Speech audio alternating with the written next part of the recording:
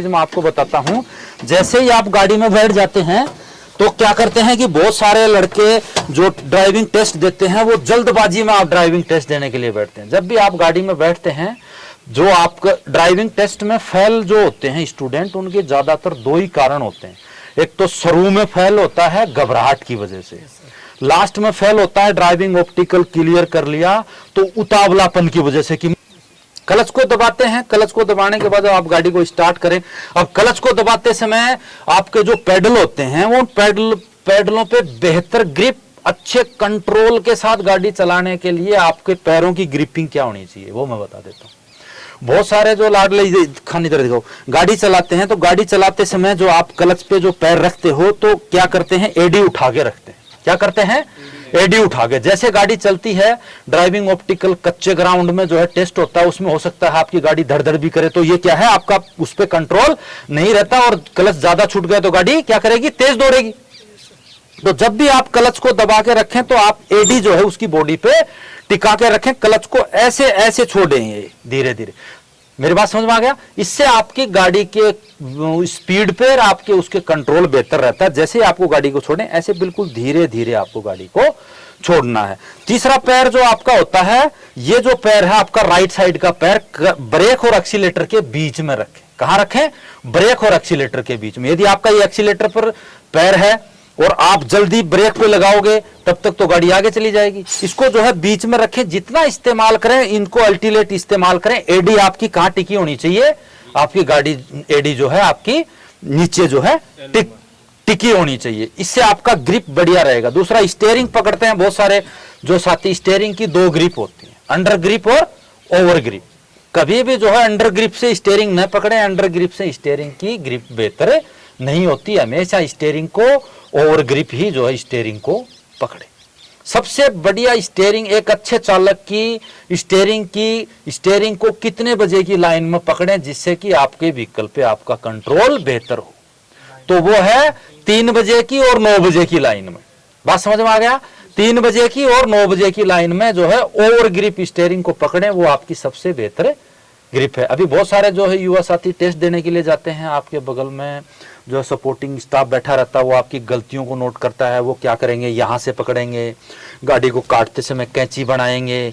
जब गाड़ी को स्टार्ट करते हैं तो ये जो बड़ी गाड़ियाँ होती हैं इनका जो है वो लगा हुआ होता है, उसके स्टीयरिंग के अंदर से देके उसको स्टार्ट करेंगे। यही आप लोगों के जो है फॉल्ट होते हैं।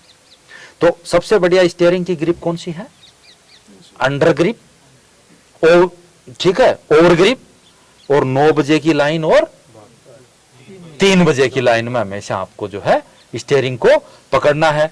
गाड़ी को चलाते समय आपको क्लच पे, ब्रेक पे और एक्सीलेटर पर इस्तेमाल करने के लिए आपको राइट पैर से अपने को जो है एडी टिका के रखें।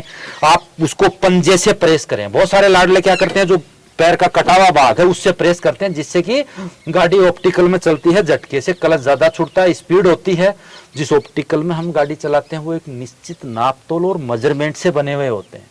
ये कोई रोड नहीं है कि 1 किलोमीटर चलेंगे तो स्पीड कंट्रोल कर लेंगे।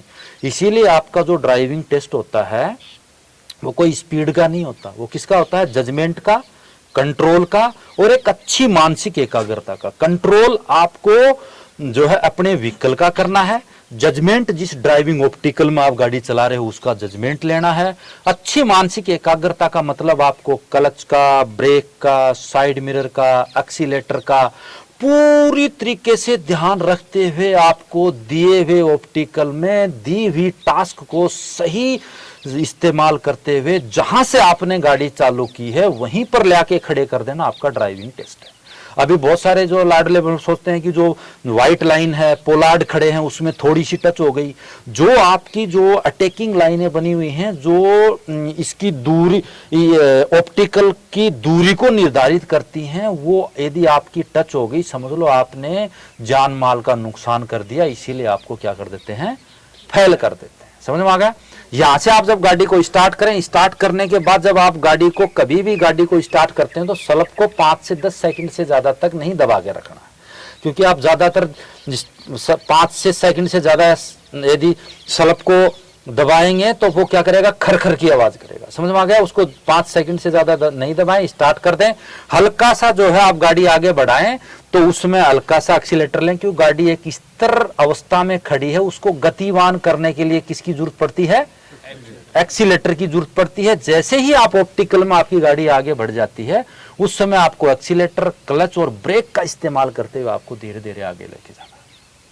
और ये अपने दिमाग से निकालें कि जो सपोर्टिंग स्टाफ जो खड़ा होता है भर्तियों के अंदर में, ड्राइविंग टेस्ट तो फेल करने के लिए लेते हैं आपके, हमारे पास तो हैवी लाइसेंस बना हुआ होता है। ऐसा कुछ भी नहीं है। सपोर्टिंग स्टाफ जो भर्ती ले रहा है उसका एक ही मकसद है कि जो देश का इस भर्ती में आवेदन किए हैं, जो श्रेष्ठ ड्राइवर है वो मेरी CISF का हिस्सा हो, वो मेरे ITBP का हिस्सा हो, वो GSRTC का हिस्सा हो।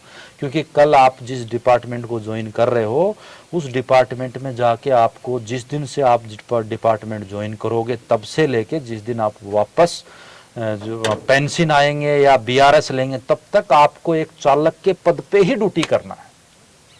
तो ये उनका मेथड है। ये उसका मेथड भी है कि सावधानी हटी दुर्घटना घटी। तो आपको सावधानी किसकी रखनी है, हमेशा हाफ क्लच में गाड़ी चलाएं। किस में चलाएं, हाफ क्लच में गाड़ी को चलाएं। हाफ क्लच में गाड़ी चलाएंगे तो एक हर गाड़ी की जो है एक निर्धारित स्पीड बंदी होती है। कोई भी मशीन है, जैसे मशीन है, उसकी 5 से या 10 स्पीड बंदी होती है, उसकी 0 स्पीड होगी तो वो स्टार्ट ही नहीं होगी। उस स्पीड का इस्तेमाल करना है, हाफ क्लच पे गाड़ी चलाना है, एक्सीलेटर का इस्तेमाल बहुत ही कम करना है, निर्धारित समय जो है धीरे धीरे ब्रेक का इस्तेमाल करना है। रोड पे गाड़ी चलाना और ऑप्टिकल में गाड़ी चलाना बिल्कुल भिन्न है। रोड पे गाड़ी चलाते हो सबसे ज्यादा इस्तेमाल किसका करते हैं, एक्सीलेटर का, फिर उसके बाद किसका, ब्रेक का, फिर उसके बाद क्लच का। और ड्राइविंग ऑप्टिकल में सबसे ज्यादा इस्तेमाल क्लच का, ब्रेक का और एक्सीलेटर का। क्योंकि यदि आप एक्सीलेटर का इस्तेमाल सबसे ज्यादा करोगे तो वो तो एक निश्चित नापतोल में बने हुए ऑप्टिकल है, वो तो थोड़ी दूर में झटका मारे गाड़ी बाहर नीचे, बार बार ब्रेक मारेंगे तो गाड़ी आगे जाएगी नहीं। आपको हाफ क्लच में गाड़ी चलानी है और एक्सीलेटर का इस्तेमाल बहुत कम करना है और ब्रेक का इस्तेमाल धीरे धीरे जिस पॉइंटों पे गाड़ी को इस्तेमाल करना है। आप कभी भी ड्राइविंग ऑप्टिकल में फेल नहीं हो सकते। ऑप्टिकल के अंदर में जो निर्धारित लाइनें बनी हुई हैं, दोनों साइड के साइड मिरर हैं, साइड मिररों का इस्तेमाल करते हुए ऑप्टिकलों की हदों को अपने मद्देनजर रखते हुए या टेकिंग लाइनों के अंदर में गाड़ी चलाते हुए ड्राइविंग टेस्ट पास देंगे तो आप कभी फेल नहीं हो सकते।